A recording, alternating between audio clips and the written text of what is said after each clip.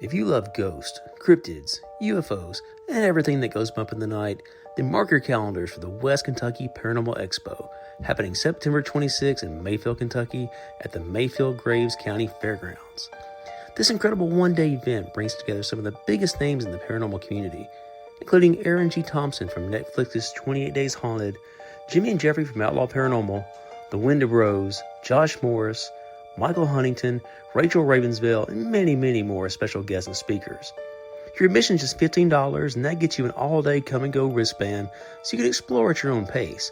Browse more than 35 vendors, enjoy delicious food trucks, attend speaker presentations and panels, meet investigators, hear incredible stories, and dive into the worlds of hauntings, cryptids, UFOs, and the unexplained. Whether you're a seasoned ghost hunter or just curious about the mysteries that surround us, there's something for everyone at the West Kentucky Paranormal Expo. Tickets are on sale now. For more information, visit West Kentucky Paranormal Expo on Facebook and get ready for one of the most exciting paranormal events of the year. We'll see you in Mayfield on September 26th.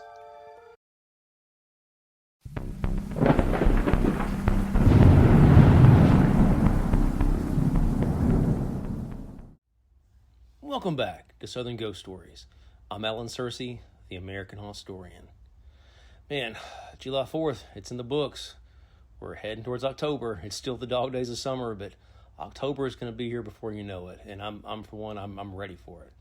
So before we get into the episode, I wanted to mention something. As many of you know, I've written over 40 books on folklore, ghost stories, true crime, and now I'm taking the next step. I'm working on a feature-length horror film based on Cherokee folklore. Lots of momentum here. I'm working with a producer who's worked with Marvel. He actually had a film in theaters last year. And we're currently looking for some investors as we move towards production. We have one investor already on board, and we're still looking for a few more. And if you've ever been interested in film investing and getting involved in independent filmmaking, or you just want to learn more about the project, I'd love to hear from you. Feel free, reach out, southernghoststories@gmail.com. We're hoping to begin production later this year, probably September, October, or somewhere in that time frame. And this could be a unique opportunity to be part of bringing an original folklore-based horror film to the screen. So yeah, southernghoststories@gmail.com. Shoot me an email if you have some interest. Now, let's get into the story. Tonight, we're traveling to one of Georgia's oldest and most historic burial grounds. It's a cemetery that has watched over the city of Decatur, Georgia for nearly 2 centuries. It's a place where governors, soldiers, pioneers, politicians, and everyday normal citizens have been laid to rest beneath old trees and weathered stone markers. But among the hundreds of graves scattered across this peaceful landscape lies a story so violent, so bitter, and so unforgettable that many believe it continues long after death. This is the story of Decatur Cemetery, and the feud that some say never ended. Located just east of Atlanta, in the heart of DeKalb County, Decatur Cemetery was established in the early 19th century, shortly after Decatur itself became the county seat in 1823. It's over 200 years ago. As a small frontier community grew, so did the need for a public burial ground. And what began as a modest cemetery serving local families eventually expanded into one of Georgia's most significant historic burial grounds. Today, the cemetery covers more than 50 acres and contains thousands of graves. Walking its winding roads is like taking a journey through Georgia history. Confederate veterans rest beside Union soldiers.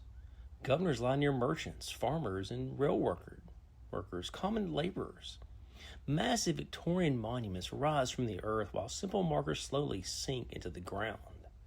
Every grave tells a story. Some stories are inspiring. Some are tragic, and a few, they're just downright terrifying.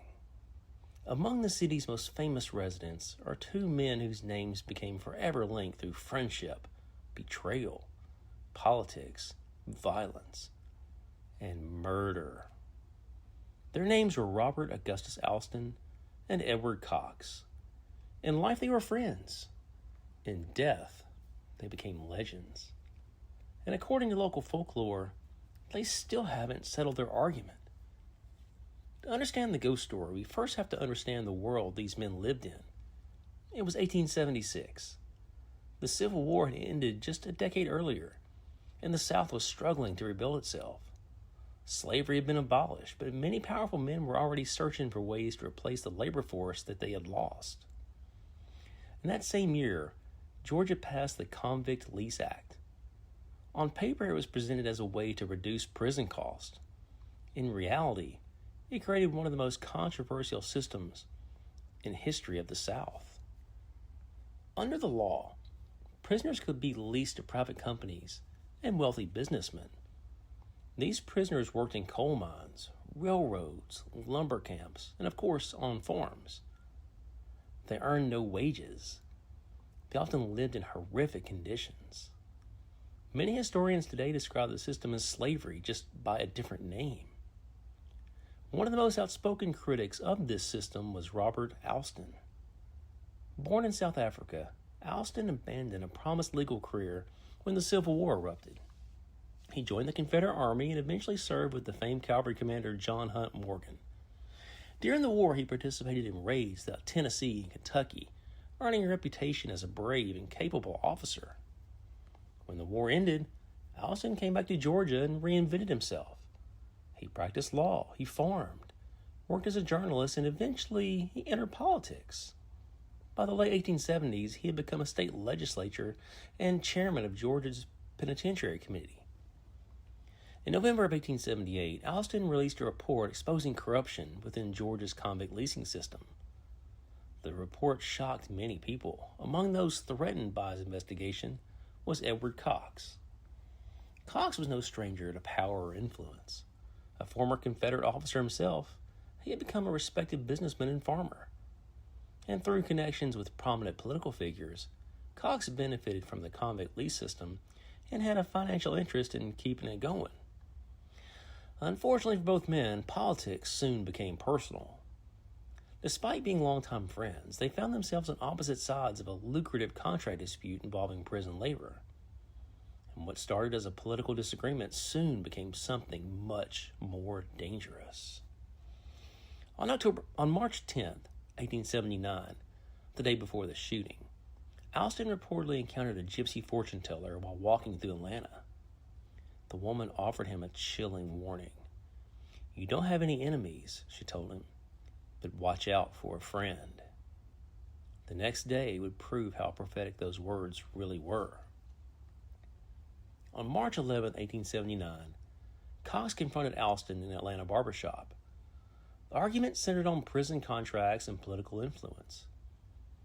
Voices were raised, tempers flared.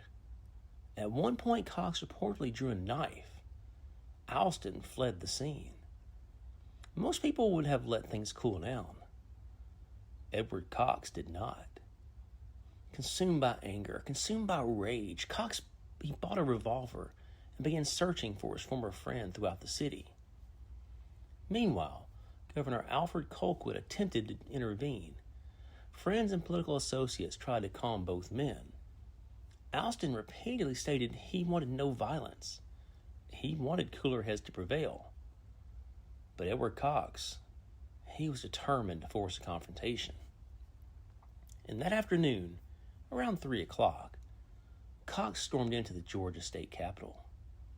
He searched room after room until he found Alston inside the state treasurer's office. Witnesses described a tense exchange. Alston repeatedly told Cox he didn't want any trouble. He reportedly warned that killing each other wouldn't solve anything. But the confrontation, it escalated anyway. Both men drew pistols. A shot rang out. Then another. Alston's bullet struck Cox in the mouth, knocking out several of his teeth. Cox's bullet struck Alston in the right temple. The wound was fatal. Chaos erupted through the Capitol building. Lawmakers, clerks, and visitors rushed toward the sound of gunfire. Blood stained the office floor. Cox collapsed nearby from his injuries, and doctors fought to save both men. But only one survived. At 6:40 that evening, Robert Alston died surrounded by his wife and children. His death stunned the entire state of Georgia.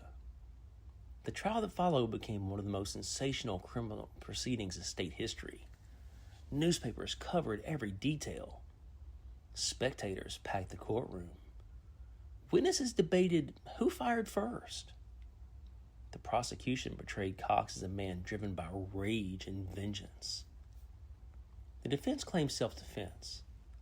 Then came one of the strangest moments of the trial. As the proceedings unfolded, a mouse reportedly darted across the courtroom floor.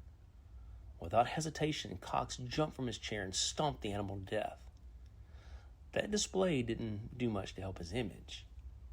After days of testimony and 2 days of jury deliberations, Cox was convicted of murder and sentenced to life in prison.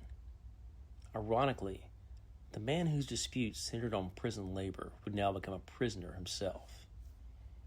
But the story, it doesn't end there. Influential friends worked behind the scenes on his behalf. After serving only a few years and following a serious injury suffered by his wife, Cox received executive clemency from the governor. He returned home. For decades, he lived quietly on his farm known as Belmead.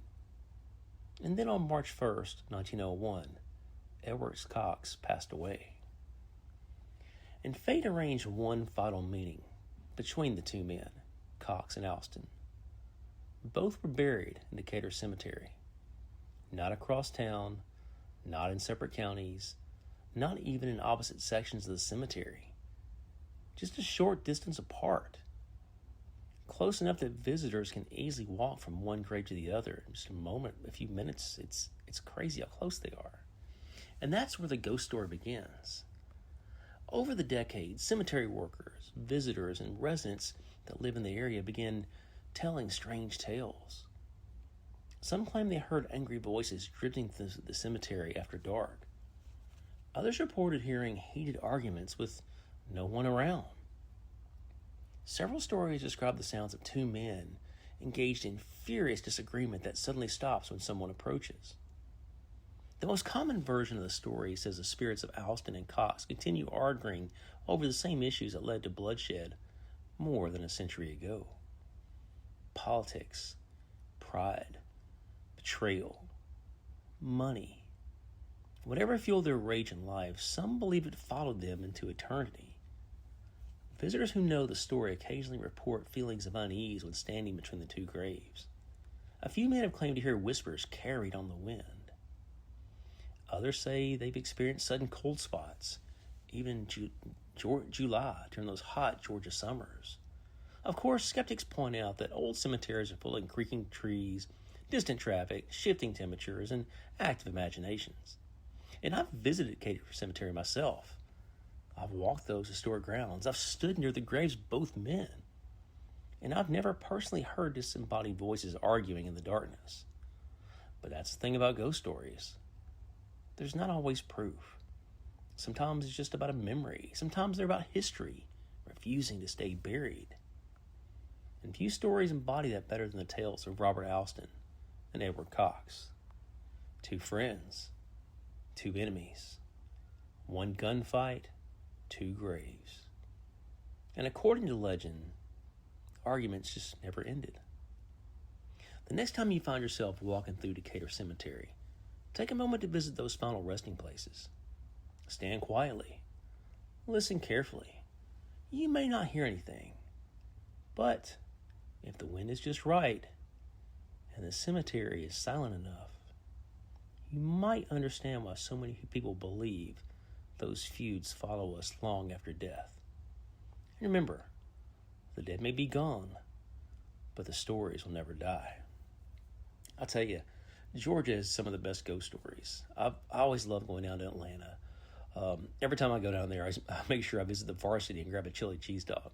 But that's another podcast altogether. I don't think y'all want me reviewing feud on the show. But if I did, the Varsity's chili cheese dogs would be somewhere at the top. And I've been poking around looking at some stories for a potential Atlanta book. And the Decatur Cemetery, the dueling story or the shootout story is a lot of fun. I may do an Atlanta book one day. Atlanta, it's kind of like Nashville. They did a horrible job at preserving the battlefields, and there's stories, but they're hard to find. But anyway, speaking of books, make sure you head over to Amazon and pick up my newest one, Pistols at Red River, the Andrew Jackson dueling story. Andrew Jackson was married to a woman who was married to a guy in Kentucky, and she thought she was free and clear when she got married. Well, that wasn't the case. Andrew Jackson, he's a hot-headed guy, and he got tired of all the scuttlebutt and the rumors and the whispers in saloons, and he called a guy out. They went to the Kentucky line, and they hashed it out like men with pistols. That's one should when someone defames your wife. Anyway, Pistols of Red River, it's a whole lot of fun. It's available on Amazon. It's on Kindle Unlimited. If you have Kindle Unlimited, you can actually read it for free. So there you go. Also, please make sure to leave a review and subscribe to the podcast. That really helps more folks find the podcast. I noticed we had a few new reviews trickle in last week, and thank you very much. Keep sending in the reviews, and I'll read them on the show. I did one a week or so ago. Oh, and if you leave a review, you have to leave a 5-star review. 4 stars, 3 stars, 2 stars, 1 star. Those reviews are already full, so you got to leave a 5-star review. Anyway, so have you guys been to Monster City Madhouse yet?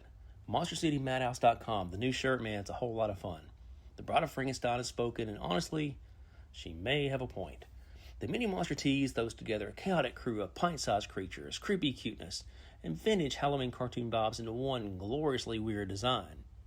Featuring tiny vampires, little mummies, swampy troublemakers, and one very unimpressed bride rocking the legendary line, "Boys are gross." Not sure about that. Anyway, you can use promo code SAVE10 to get 10% off your order. That's right, go to MonsterCityMadhouse.com, use promo code SAVE10, and get 10% off your order. Anyway, go support my buddy Ben, who owns Monster City Madhouse. Great guy. If you go to the conventions like me, and you'll see Ben. He's a buddy of mine. He's always sitting up close to me. Actually, he and I will be together in Knoxville, July 31st through August 2nd for CreepyCon. Make sure you come to Knoxville. It's going to be a really fun show. Lots of big names from horror movies will be there. Kane Hodder, Bill Moseley. The theme this year is villains. They got a lot of big name actors going to be there. So yeah, it's one of the biggest horror conventions in Tennessee. So I'm looking forward to it. Make plans, come on out. CreepyCon, it's always a whole lot of fun. Be sure to like Southern Ghost Stories on Facebook, Instagram, and send us some questions on our socials for a future Q&A episode. I keep teasing it, but it's coming. And if you'd like to get involved in the film project I've been working on, shoot me an email, southernghoststories@gmail.com. This thing has some momentum, and we hope to begin shooting in the fall. If you want more details, hit me up, southernghoststories@gmail.com. So thank you guys for listening, and I'll see you guys back on Friday for another new episode. I'll see you then.